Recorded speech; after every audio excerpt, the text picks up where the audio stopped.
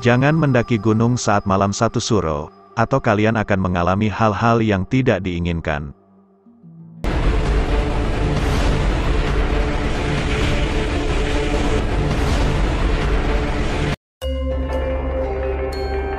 Halo para sobat TV kuno, menurut kepercayaan orang Jawa, pada malam 1 Suro dianggap sebagai bulan yang sakral yang sangat dihormati. Masyarakat Jawa sering melakukan berbagai upacara dan ritual tertentu.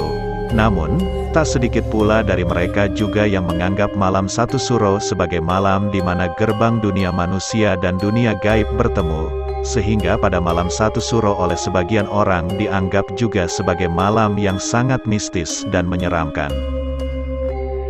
Dan di dalam video pembahasan kali ini, TV Kuno akan bercerita tentang cerita horor pendakian gunung pada malam 1 Suro.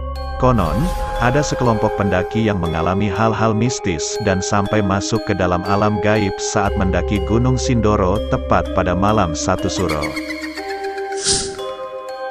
Cerita horor pendakian Gunung Sindoro pada malam 1 Suro ini, sebuah pengalaman mistis supranatural yang bertepatan pada malam 1 Suro atau malam 1 Muharram. Cerita ini bermula, ketika itu Wahyu bersama teman-teman satu sekolahnya berencana untuk melakukan pendakian Gunung Sindoro yang terletak di Kabupaten Wonosobo, Jawa Tengah. Beberapa di antara rombongan pendaki ini tergolong para pendaki yang telah berpengalaman, dan sebagian lagi pendaki pemula, termasuk Wahyu ini. Mereka semua berjumlah sekitar 18 orang pelajar, 4 diantaranya pelajar putri. Mereka semua naik angkutan utama menuju salah satu base camp pendakian Gunung Sindoro. Dan sesampainya di base camp tersebut, sejumlah para pendaki lain dari berbagai daerah juga telah berkumpul untuk mendaki Gunung Sindoro. Dan tak menunggu lama akhirnya mereka semua langsung mengurus simaksi pendakian. Dan kemudian langsung dilanjutkan naik ojek gunung untuk menuju pos 1 Gunung Sindoro. Setelah turun dari ojek, mereka semua melakukan persiapan singkat dan dilanjutkan acara doa bersama. Kemudian para rombongan pendaki ini akhirnya memulai perjalanannya menuju pos 2 Gunung Sindoro dengan dipimpin oleh seorang pendaki wanita.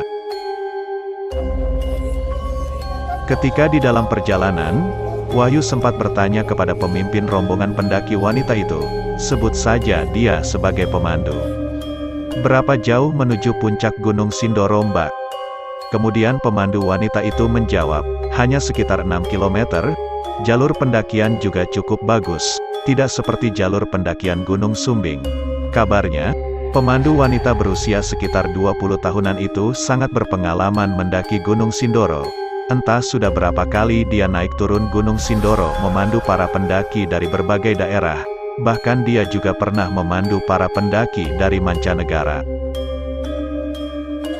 Dan pada sekitar pukul 9 malam, mereka semua telah tiba di pos 2 Gunung Sindoro.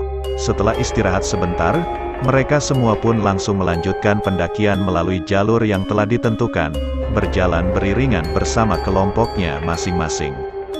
Wahyu bersama teman-teman sekolahnya berjalan beriringan. Pada awalnya semua berjalan lancar, jarak antar teman masih berdekatan. Namun, setelah mereka semua berjalan cukup lama dari titik pos 2, jarak antar teman mulai renggang dan agak berjauhan.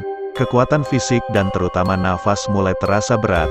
Sementara itu, Wahyu bersama 2 pria dan 4 perempuan temannya mulai merasa kelelahan hingga berjalan agak lambat.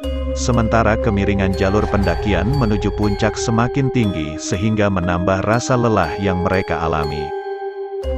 Seorang teman di antara mereka yang sejak awal berjalan beriringan bersama Wahyu berkata, "Saya jalan duluan ya, kamu ikuti saja jalur ini. Nanti ada belokan ke kanan, kamu tinggal ikuti saja belokan itu." Rupanya teman Wahyu ini ingin mempercepat langkahnya menyusul teman-temannya yang sudah berada jauh di depan. Agaknya dia mulai bosan menemani Wahyu, 1 pria dan 4 pelajar putri yang langkahnya mulai melambat. Bersamaan dengan itu, sejumlah pendaki dari rombongan lain juga melewati mereka. Rombongan itu memang berangkat belakangan dari pos 1. Beberapa saat setelah rombongan itu melewatinya, Wahyu melihat 2 orang membawa obor di tangan yang juga melewatinya. Pada awalnya, Wahyu dan teman-temannya sedikit merasa aneh ada orang yang membawa obor saat naik gunung. Namun karena mereka sudah merasa lelah, mereka semua mengabaikannya. Dan tak banyak berpikir, Wahyu dan teman-temannya pun langsung mengikuti langkah dua orang yang membawa obor itu lantaran jalan pendakian menjadi lebih terang. Dan beberapa saat setelah berbelok ke arah kanan yang disebutkan temannya itu, ternyata Wahyu dan teman-temannya merasa ada yang ganjal dengan jalur pendakiannya. Suasana tampak lebih hening, tidak ada suara para pendaki lain yang berjalan melewatinya tadi. Padahal tadi mereka sangat ramai sekali. Sementara teman-teman perempuan Wahyu mengeluh kehilangan jejak rombongan yang lain, dan tidak tahu apa yang harus dilakukan.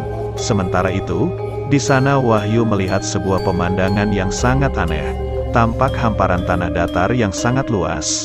Sekitar puluhan atau ratusan orang berkumpul mengelilingi sebuah bangunan yang mirip dengan rumah yang masih berbentuk rangka. Anehnya, semua bagian tiang-tiang rumah dan bagian lainnya mengeluarkan api yang berkobar-kobar. Suasananya mirip dengan orang-orang yang sedang berdiri mengelilingi api unggun. Wahyu kemudian memberanikan diri untuk berjalan mendekat ke arah orang-orang yang berkerumun itu.